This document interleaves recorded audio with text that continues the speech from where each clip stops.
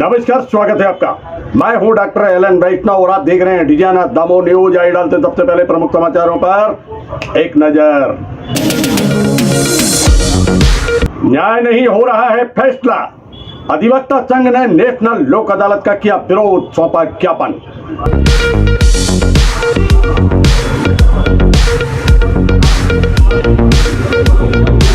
जिले की डेटा को किया जा रहा है तैयार, क्या खोया क्या पाया, इसके संबंध में हुआ प्रशिक्षण। सीसीआरटीसी द्वारा दिया गया प्रशिक्षण।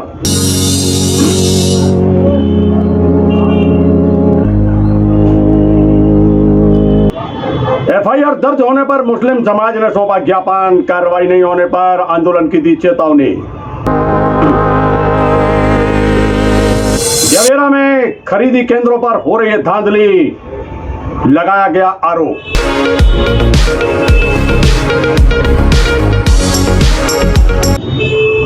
मर्यादा पुरुषोत्तम भगवान श्री राम की कथा का आयोजन, भक्त कर रहे हैं सहभागिता।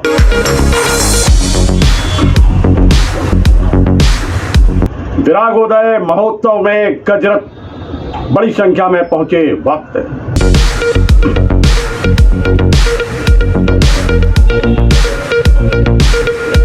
नमस्कार, समाचार विस्तार से।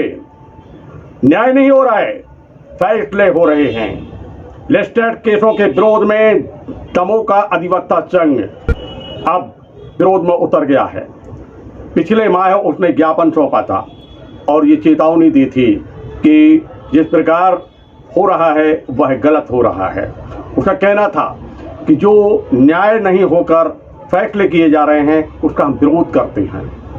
न्याय को समय सीमा में नहीं बांधा जा सकता है। और इसी विषय को लेकर दमोह के जिला अधिवक्ता संघ के अध्यक्ष सुरेश मेहता द्वारा एक विरोध प्रकट करने के साथ में एक पत्र भी लिखा गया था, ज्ञापन सौंपा गया था और माननीय उच्च न्यायालय को भी इस संबंध में जानकारी दी गई थी। और अब नेशनल लोक अदालत का विरोध करने जा रहा है जिला अधिवक्ता संघ। जानकारी बताई जाती है कि अन्य जिलों के अधिवक्ता भी अब साथ में उतर रहे हैं मैदान में। नेशनल लोक अदालत है जिसका एक उद्देश्य है, न तुम जीते न हम हारे, न हम हारे न तुम जीते। इसी विषय को लेकर नेशनल लोक अदालतों का आयोजन किया जाता है। परंतु वर्ष 2023 की नेशनल लोक अदालत विरोध की भेंट चढ़ती दिखलाई दे रही है। यह विरोध जो है वो कोई आम जनमानस नहीं कर रहा है, लेकिन आम जनमानस की तरफ से अब जिला अधिवक्ता संघ मैदान में है। उसका कहना है कि न्याय को समय सीमा में कैसे बांधा जा सकता है। फैसले हो रहे हैं, लोगों का नुकसान हो रहा है और इसी विषय को लेकर हम सब मैदान में हैं। गत जनवरी में जब दमोह के जिले के अध्यक्ष जो सुरेश मेहता हैं, उन्हें क्या कहा था, किस प्रकार जानकारी दी थी, वह हम आपको दिखलाते हैं और सुनवाते हैं। न्यायालय में सन्नाटा है। वकील यूनिफॉर्म की जगह पे कॉमन कपड़े पहनकर आए हुए हैं। क्या है मामला? मामला ये है कि माननीय उच्च न्यायालय के द्वारा समय पहले 25 केस निर्धारित किए गए थे कि निर्धारित अवधि में उनका निराकरण कीजिए। अधिवक्ताओं ने अपनी परेशानियां एक तरफ छोड़कर, पक्षकारों की परेशानियों को एक तरफ छोड़कर अदालतों को सहयोग दिया। 25 केसेस के निराकरण में सहयोग दिया। 25 केस निराकृत हो गए। उसके बाद पुनः वही प्रक्रिया चालू कर दी गई। उसके बाद तीसरी प्रक्रिया भी चालू की गई। और इस प्रक्रिया से क्या है, ना तो न्याय हो पाता है, न्यायालय जो है, न्यायाधीश महोदय जो जितने भी कोर्ट के हैं वो एडजस्ट नहीं करते। अधिवक्ता चाहे बीमार हो, चाहे उनको आवश्यक कार्य हो, पक्षकारों की परिस्थितियों में भी ध्यान नहीं दिया जाता है। यदि एक प्रकरण में 1 महीने में 20 पेशी की जाएंगी तो आप बताइए कि पक्षकार न्यायालय में खड़ा रहेगा कि अपना व्यवसाय करेगा या अपनी मजदूरी करेगा। तो इसी विषय को लेकर इस विषय को लेकर हमने माननीय उच्च न्यायालय का ध्यान आकर्षित किया था। आप जो समय सीमा निर्धारित करते हैं, बहुत कम समय सीमा निर्धारित करते हैं, समय सीमा बढ़ाकर निर्धारित किया जाए। दूसरी बात, एडवोकेट्स को एडजस्ट किया जाए, पक्षकारों को एडजस्ट किया जाए, समय सीमा बढ़ाई जाए जिससे किसी को असुविधा ना हो। अभी आप लोगों का ज्ञापन सूचना कुछ? ये ज्ञापन हम लोग सोमवार को माननीय उच्च न्यायालय के सामने पुनः जा रहे हैं, प्रतिवेदन देंगे वहाँ पर उनको अपनी दिक्कतों का विवरण बतलाएंगे कि भाई ये डिफ़िकल्टीज हम लोगों को हो रही हैं। न्यायाधीश महोदय तो कहते हैं हमारे गले पर तलवार लटकती है, उच्च न्यायालय के द्वारा आदेश किया हमें पालन करना। वो ये नहीं देखते पक्षकारों को कितनी मजबूरी हो रही, पक्षकारों को कितनी परेशानी हो रही है। ये नहीं देखते कि अधिवक्ताओं को कितनी परेशानी हो रही। ये भी नहीं देखते कि प्रकरणों में न्याय हो रहा है कि नहीं हो रहा। प्रकरण का न्याय करना बात अलग है, फैसला देना बात अलग है।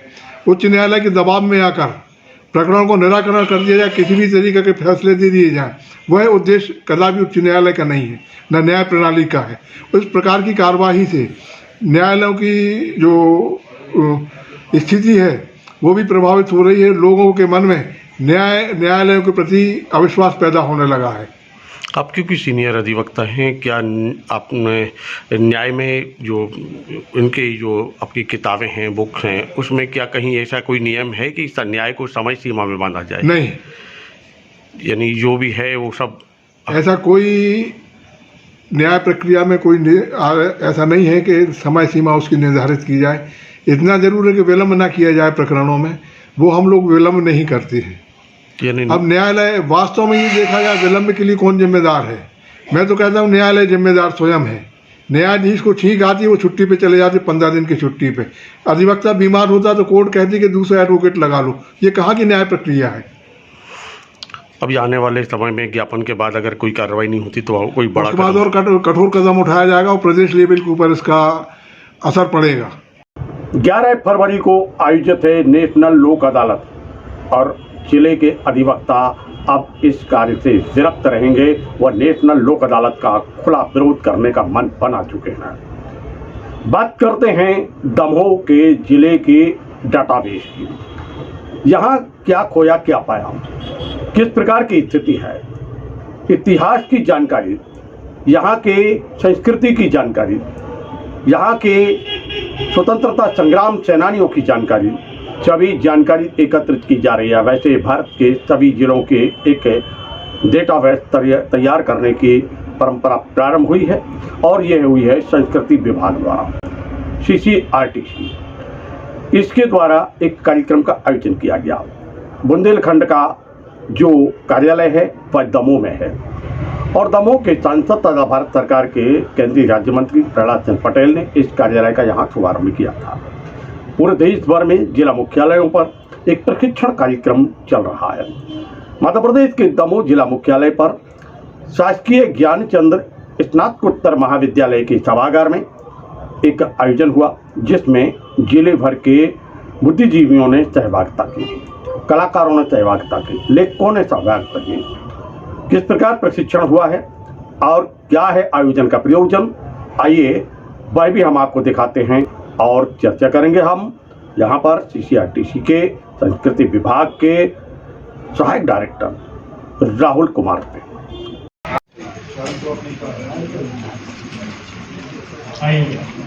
कैसे लिखना है, क्या करना है, उसके बारे में चर्चा करूंगा। तो ये बैकड्रॉप है, एक परिकल्पना। मुझे विश्वास है क्योंकि हमारी जो संस्था है CCRT, इसको हर वर्ष राजभाषा विभाग के द्वारा प्रथम पुरस्कार मिलता है और अभी हमें प्रथम पुरस्कार पिछले साल नहीं दिया गया, ये बता के किसी और को भी देना चाहिए, है ना, ताकि दूसरे लोगों को भी थोड़ा सा मोटिवेशन मिले। तो हमें कीर्ति पुरस्कार दिया गया और CCRT के ही 7 लोगों को, जिसमें हमारे निदेशक महोदय भी हैं, 7 अधिकारियों को राजभाषा सम्मान से सम्मानित किया गया, जिसमें मैं भी हूँ। तो मुझे भी इसका गौरव प्राप्त हुआ और पिछले वर्ष मुझे विश्व हिंदी सम्मान भी मिला, वो भी एक फ्रीडम फाइटर है। तो मैं आपको बताना चाहूँगा कि संस्कृति मंत्रालय के माध्यम से ये जो DDR प्रोजेक्ट है, डिजिटल डिस्ट्रिक्ट रिपोजिटरी, इस प्रोजेक्ट का उद्देश्य है कि हम किस तरीके से जिला के स्तर पे, गांव के स्तर पे, ग्रामीण क्षेत्रों से भारत के प्रत्येक राज्य में, प्रत्येक संघ शासित प्रदेश में ऐसे कोई भी गुमनाम स्वतंत्रता सेनानी, ऐसी कोई लोक नायक, ऐसे अनसंग हीरोज जिन्होंने आज़ादी की लड़ाई में अपना योगदान दिया है, उनके बारे में हम स्टोरीज़ कलेक्ट करें और चूँकि CCRT एक ऐसी संस्था है जो शिक्षा को संस्कृति के साथ जोड़ने का कार्य करता है। CCRT समय समय पे टीचर्स के लिए, जो गवर्नमेंट स्कूल के टीचर्स हैं, टीचर एजुकेटर्स हैं, स्कॉलर्स, फेलोज़ जो इंडियन आर्ट एंड कल्चर में रिसर्च करते हैं, उनके लिए हम समय समय पे ट्रेनिंग प्रोग्राम ऑर्गेनाइज़ करते हैं, कार्यशालाएँ ऑर्गेनाइज़ करते हैं। तो CCRT का जो रिसोर्स बेस है वो पूरे भारतवर्ष में फैला हुआ है। हमारे टीचर्स, हमारे स्कॉलर्स, और आज के परिप्रेक्ष्य में CCRT एक कदम और आगे बढ़ गया है, जहां हम विश्वविद्यालयों में कार्यशाला आयोजित कर रहे हैं और विश्वविद्यालयों के जो प्रोफेसर्स हैं, स्कॉलर्स हैं, उनसे भी हम एक अनुरोध कर रहे हैं कि आप भी इसमें सम्मिलित हों, इस कहना चाहिए मुहिम में, जो आज़ादी की लड़ाई के संबंध में जितनी भी हमारी अननोन, अनसंग, अनकही, अनसुनी कहानियाँ हैं उसको एकत्रित करें। और मुझे ऐसा लगता है क्योंकि मेरे जो माननीय निदेशक महोदय हैं श्री ऋषि वशिष्ठ जी, माननीय अध्यक्ष महोदय हैं प्रोफेसर विनोद नारायण इंदुरकर जी, उनके मार्गदर्शन में CCRT को एक जिम्मेदारी दी गई है कि CCRT मिनिस्ट्री ऑफ कल्चर का जो एक अभिन्न अंग है, और जिसे ये कहा गया है कि DDR प्रोजेक्ट के अंदर हमें 5000 स्टोरीज़ कलेक्ट करनी है। और मैं ये निसंदेह बड़े गर्व से और बड़े विश्वास के साथ कह सकता हूँ कि जहाँ मैं बुंदेलखंड की धरती पर खड़ा हूँ, यहाँ कई ऐसे वीर हुए हैं, कई ऐसी वीरांगनाएँ हुई हैं, और यहाँ ऐसी संभावना है कि मुझे ऐसा लगता है कि जो 5000 स्टोरीज़ का लक्ष्य है उसमें ज़्यादा से ज़्यादा स्टोरी, कम से कम कुछ भी नहीं तो 1000 से ज़्यादा स्टोरी जहाँ इस प्रदेश से आ सकती है। तो मैं उम्मीद कर रहा हूँ, क्योंकि आज इस कार्यशाला में जो हम 10 फरवरी 2023 को इस ज्ञानचंद श्रीवास्तव महाविद्यालय में आयोजित कर रहे हैं, मुझे ऐसा लगता है इसमें कुल 123 प्रतिभागी हैं, और अगर प्रत्येक प्रतिभागी 5-5 स्टोरीज़ भी देते हैं तो 1000 से ज़्यादा स्टोरीज़ जो है हमारे पास आएंगी। और हम इससे भी ज़्यादा आगे कोशिश कर रहे हैं कि हम आगे सागर में और भोपाल में, जबलपुर में भी कार्यशाला करें, ताकि ज़्यादा से ज़्यादा लोगों को इसके बारे में बताया जा सके। तो मैं आप सबसे अनुरोध करता हूं कि आप सभी इस DDR प्रोजेक्ट के बारे में लोगों को बताएं। आप सभी मीडिया कर्मी हैं, पत्रकार हैं, आपके माध्यम से जनमानस तक ये बात पहुँचे। और इसमें कोई भी स्टोरी लिख सकता है, ज़रूरी नहीं है कि वो प्रोफेसर हों, स्कॉलर्स हों, आर्टिस्ट हों, कोई भी जिसको किसी की भी ऐसी जानकारी प्राप्त है, क्योंकि इसमें 4 कैटेगरीज़ हैं। पहला कैटेगरी है पीपल एंड पर्सनैलिटी, दूसरी जो कैटेगरी है इवेंट्स एंड हैपनिंग्स, तीसरी है living tradition and art forms, और चौथी है हिडन ट्रेजर्स, जिसके अंदर 2 सब कैटेगरीज़ हैं। नेचुरल हेरिटेज, जिसमें लेक्स, रिवर्स, फॉरेस्ट, पार्क्स ऐसी चीज़ें आती हैं, और जो उसके अंदर दूसरी सब कैटेगरी है वो है बिल्ट हेरिटेज, जिसके अंदर forts, palaces, prisons, museums, archival resources. तो इन किसी भी कैटेगरीज पे स्टोरी लिखी जा सकती हैं, और CCRT प्रत्येक स्टोरीज कंट्रीब्यूटर जिसकी भी स्टोरी मिनिस्ट्री ऑफ कल्चर के पोर्टल पे, जिस पोर्टल का नाम है www.amritmahotsav.nic.in, इस पे अपलोड होती है। तो जिनकी भी स्टोरी सक्सेसफुली अपलोड होती है उनको हम 2000 रुपये का मानदेय भी दे रहे हैं, और साथ ही साथ इन स्टोरीज़ को हम पब्लिश भी करने जा रहे हैं, इनका पब्लिश वॉल्यूम भी निकालने जा रहे हैं। और इसके अलावा क्योंकि CCRT एक कला और संस्कृति के साथ जुड़ी हुई संस्था है, तो जो भी अच्छे हमारे कंट्रीब्यूटर हैं उनको बुलाकर हम उनके साथ एक लाइव टॉक शो भी करते हैं, जिसका नाम है अमृत रत्न, जो हमारे फेसबुक पे लाइव होता है। इसके अभी 4 एपिसोड हो चुके हैं। अभी हाल ही में हमने भारत पर्व में लाल किले के प्रांगण में हमने जो है एक एपिसोड किया, जिसमें हमने राजस्थान के एक ऐसे कंट्रीब्यूटर को बुलाया था, हुसैनी बोरा जी को, जिन्होंने अपने जो उनकी राइटिंग्स थी, जो उनकी स्टोरीज़ थी, उसको शेयर किया। तो ये एक बहुत ही अच्छा एक सकारात्मक पहल है। तो मैं आप सबसे अनुरोध करता हूँ कि आप हमारे दिए गए जानकारी के अनुसार स्टोरीज़ भेजें, और उसको हमारे जो रीजनल सेंटर की जो ईमेल आईडी है rc-damo-ccrt@nrc.in और acam-ccrt@gov.in उस पर भेजें। आयोजन में कवियों ने भी समा बांधा। अंतर्राष्ट्रीय स्तर पर दमोह का नाम गौरवान्वित करने वाली कवियत्री प्रेमलता नीलम और गणेश राय दोनों ने कविता के माध्यम से एक अलग जन जागृति फैलाने का प्रयास किया, और यहाँ पर जो उपस्थित थे प्रशिक्षण लेने आए थे प्रशिक्षणार्थी, उन्होंने जोरदार करतल ध्वनि से स्वागत किया।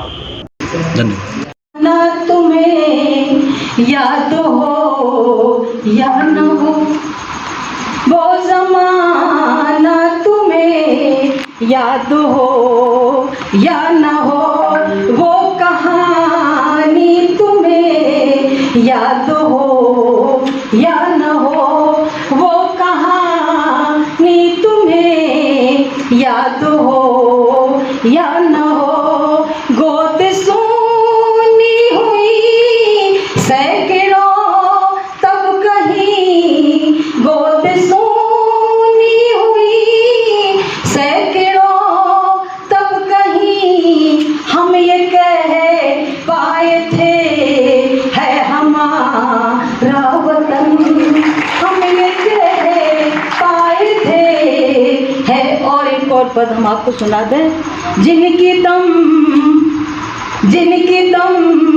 से है महका हमारा चमन, जिनकी दम से है महका हमारा चमन, जिनकी दम से है आजाद अपना वतन, जिनकी दम से है आजाद अपना वतन, मर गए चढ़ते चढ़ते वतन के लिए, चल दिए चढ़ते चढ़ते वतन के लिए, वीर के उन सपूतों को शत शत नमन। सी झोंकों ने भाजी सी फक्का, फुग्गा खाई हवा भरी आदमी के तन में, ई माटी के पुतरा को घमंड ने बताओ, इते काय ठाणे गर्दा नहीं झुका गया।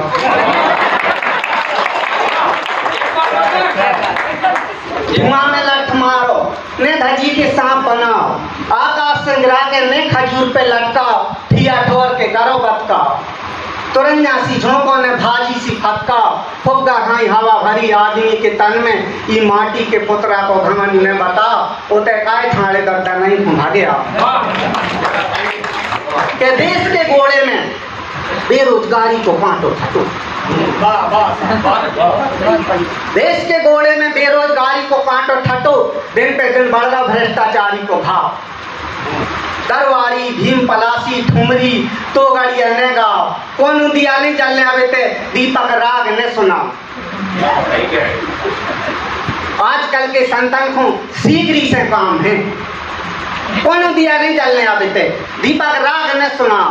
आजकल के संतन को शीघ्र से काम है, हम गलत के हो तो बताओ, वो ते काय ठाणे दर्द नहीं घुमा गया।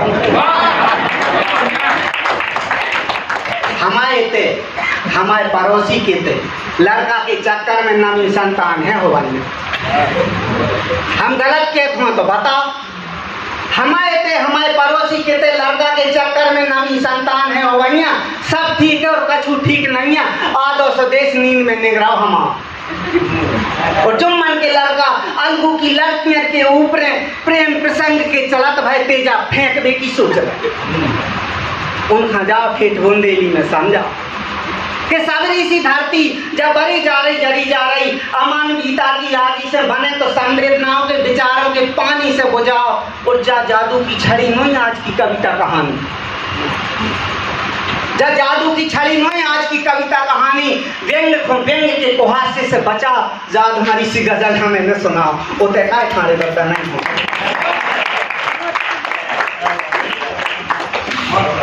हमारे बाबा हमोरों से बताओ तो रहते पुरानी संस्कृति से जोड़ते हैं 1 मिनट के लिए।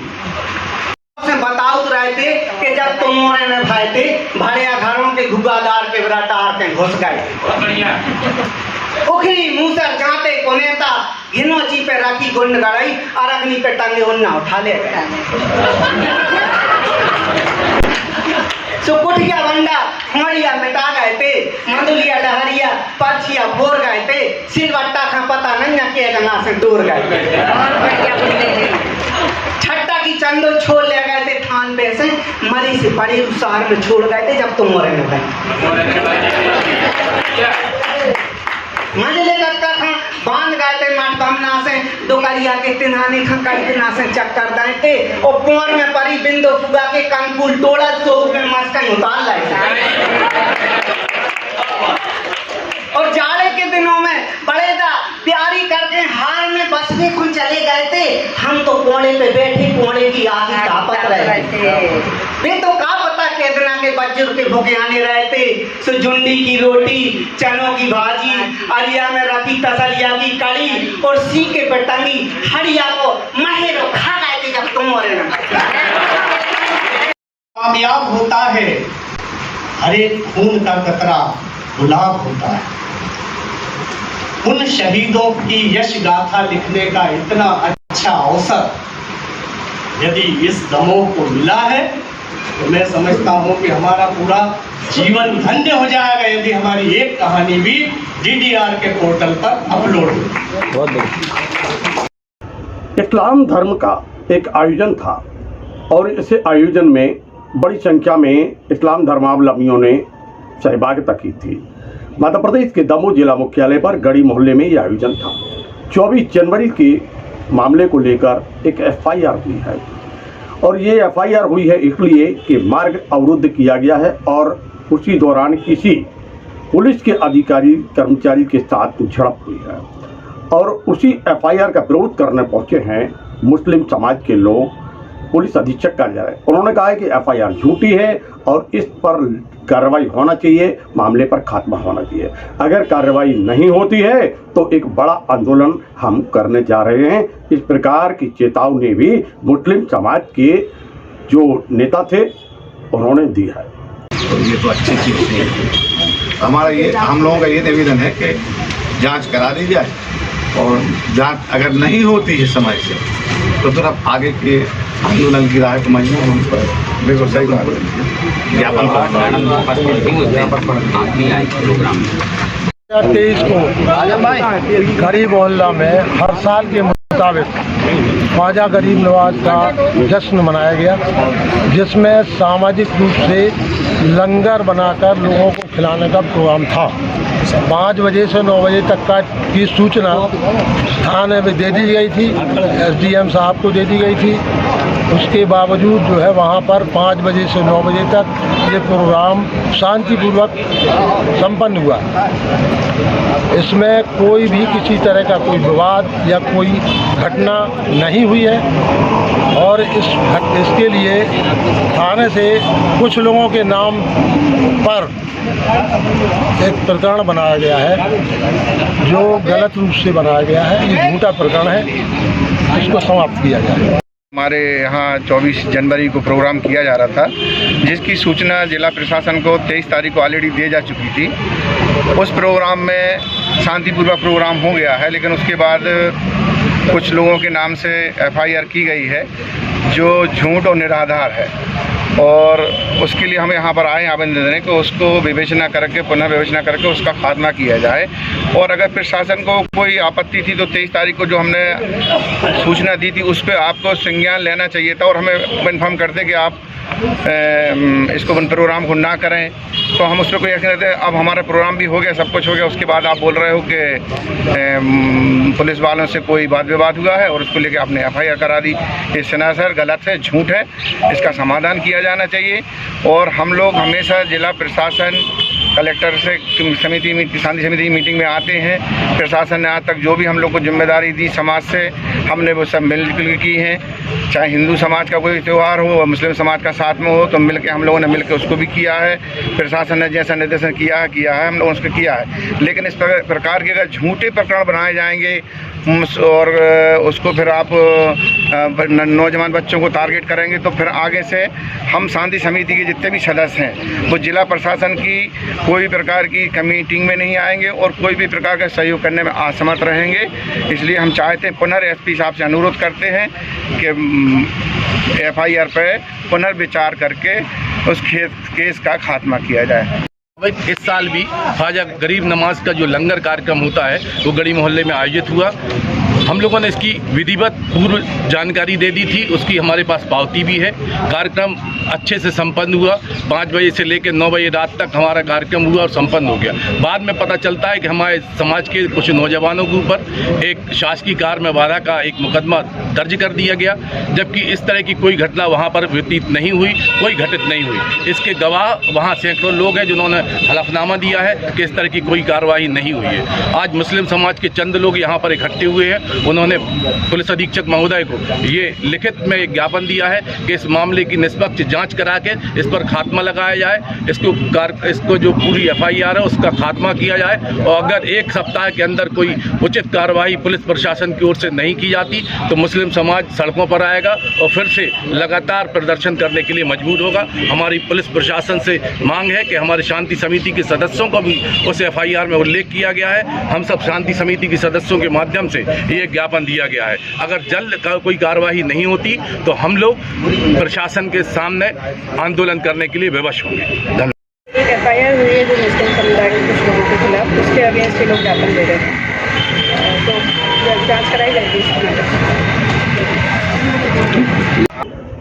जवेरा क्षेत्र में धान खरीदी की बात करें या फिर अनाजों की अन्य खरीदी की, तो इस समय धांधली हो रही है।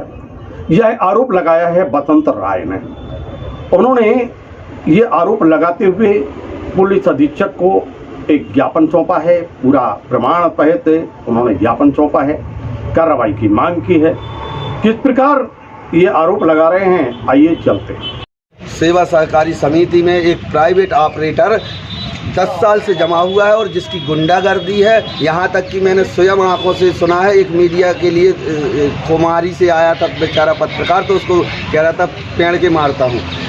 करोड़ों रुपए की रिजेक्ट धान मुर्गी दाना के काम की नहीं थी, वो मिलवाई गई है। किसानों की तुलाई के वो मिलवाया गया है। जो करता था कुछ व्यापारी, 1-2 व्यापारी और एक खुद व्यापार करते हैं। मेरे से 250 कुंटल में 55,000 मांगे गए हैं। मैंने 10,000 दे भी ने के लिए तैयार हो गया था, लेने के लिए तैयार नहीं कर, 40 भी नहीं लूँगा। कल शाम को बच्चा को फिर भेजा मैं, उसकी भी ऑडियो रिकॉर्डिंग बच्चा करके लाया। मोबाइल पहले छुड़ा लेता है बच्चा से, वो तो अंदर एक अगल से दूसरा बच्चा 10 मिनट बाद पहुंचा। थोड़ी सी रिकॉर्डिंग की हो गई है। 55 रुपया में कल सौदा किया है, तब मुझे मजबूरी में आना पड़ता है। अब मेरी जान की कोई ठिकाना नहीं है, क्योंकि करोड़ों का भ्रष्टाचार वो खुलेआम कहता है। विधायक, सांसद और ये अधिकारियों के लिए यहाँ से भोपाल तक कमीशन बांटते हैं, जब तो सीना ठोक के रह रहे हैं। पटालो जो कहना नहीं चाहिए मेरे को, पर और 1 किलो नहीं 40 किलो का पैसा मिलता है किसानों को। सोचिए सर, 41 किलो 200 ग्राम धान ले रहे हैं जी, एक की नहीं पूरों की। 40 किलो धान के पैसा और 400 ग्राम बोरी के पैसा। 800 ग्राम बोरी में 2.5 बोरी में 1 कुंटल होता है, 2 किलो 40 किलो 40 रुपया 80 पैसा की 1 कुंटल में धान, और 30 रुपया कुंटल तुलाई लेते हैं। 3 रुपया उतरवाई कट्टिया, 8 रुपया कट्टिया तुलवाई। इस प्रकार से 70 रुपया कुंटल के हमारी धान के 500 कुंटल में 32,000 के करीब होता है। इसी प्रकार से सब किसानों के पैसे वापस करे जाएं, और हमें डर है कि कोई भी समय हमें कछू में भी फंसवा सकता है। मर्यादा पुरुषोत्तम भगवान श्री राम की कथा का आयोजन किया गया है। पुराना लोको साइड में ये आयोजन चल रहा है और इस आयोजन में बड़ी संख्या में भक्त सहभागिता कर रहे हैं। मर्यादा पुरुषोत्तम भगवान श्री राम का जन्म उत्सव आज मनाया गया। आइए चलते हैं, देखते हैं किस प्रकार चल रहा है आयोजन मर्यादा पुरुषोत्तम भगवान श्री राम की कथा का, जिस ज्ञान गंगा में गोते लगा रहे हैं यहाँ पर भक्त। भरी हुई झोली में कभी भी भिक्षा नहीं डाली जाती। ओ भर दे रे श्याम झोली, भर दे रे झोली, भर दे रे श्याम झोली, भर दे बातों में ना बदलाओ, बातों में। ताली बजाते हुए हरि बोल।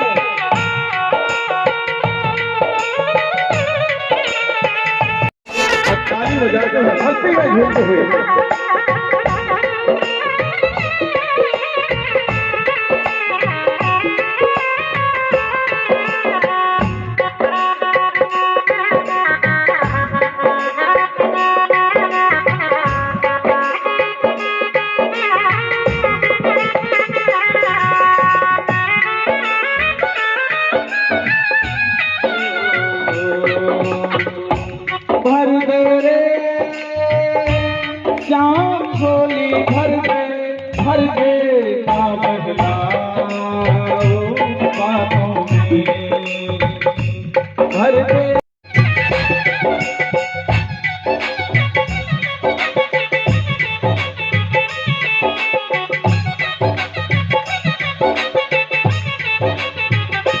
बातों में ना बदलाओ बातों में।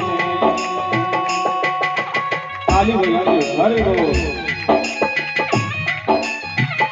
है तो सबसे ज्यादा होती एक होती है पति बिन सोनी मांग है और पुत्र बिन है घर सोना।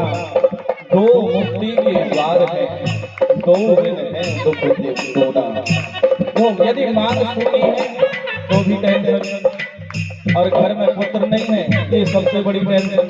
क्योंकि घर में यदि पुत्र ना हो, घर में यदि संतान ना हो तो लोग मुंह देखना भी पसंद नहीं करते।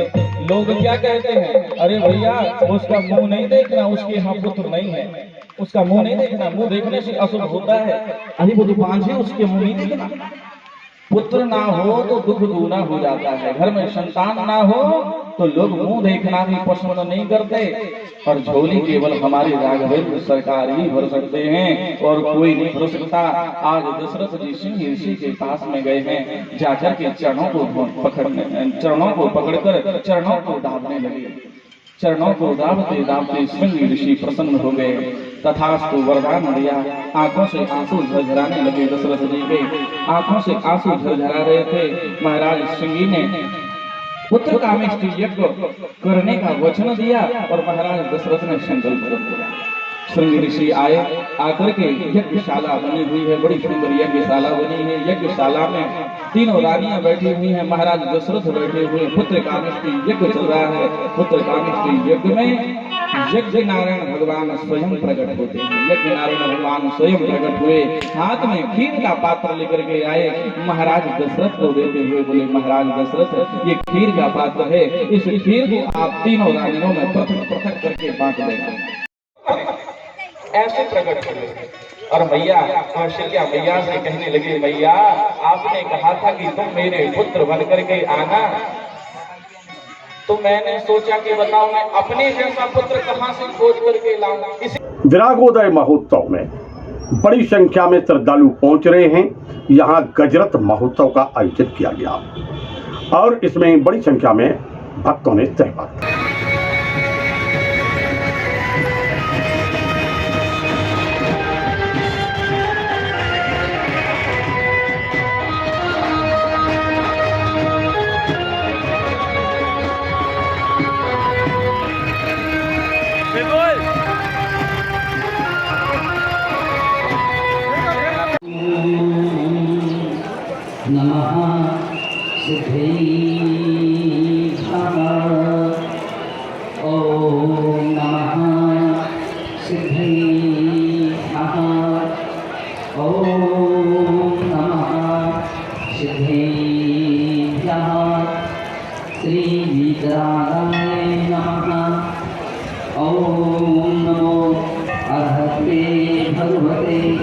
श्रीमते श्री सर्वज्ञाय सर्वविद्याय जिनाय जिनीश्वराय नाजिनाधिपते त्रिलोकनाय देवाधिदेवाय परमात्माय वर्तमान कालवर्ती आदि तीर्थंकर श्री ऋषभदेवाय नमः। कर्माणीन्द्रियति श्री अजनाथ तीर्थंकराय नमः।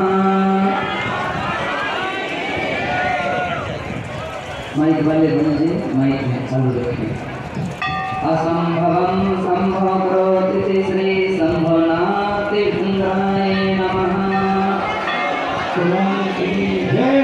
अभिनंदनीय पद प्रदायका श्री अभिनंदनाथ तीर्थंकराय नमः। भगवान की जय। सुमति वर्धिकाय श्री सुमतिनाथ तीर्थंकराय नमः। मित्रों, ये थे अब तक के प्रमुख समाचार। कल फिर मिलते हैं नए समाचारों के साथ, तो देखते रहिए डिजियाना दमोह न्यूज। नमस्कार।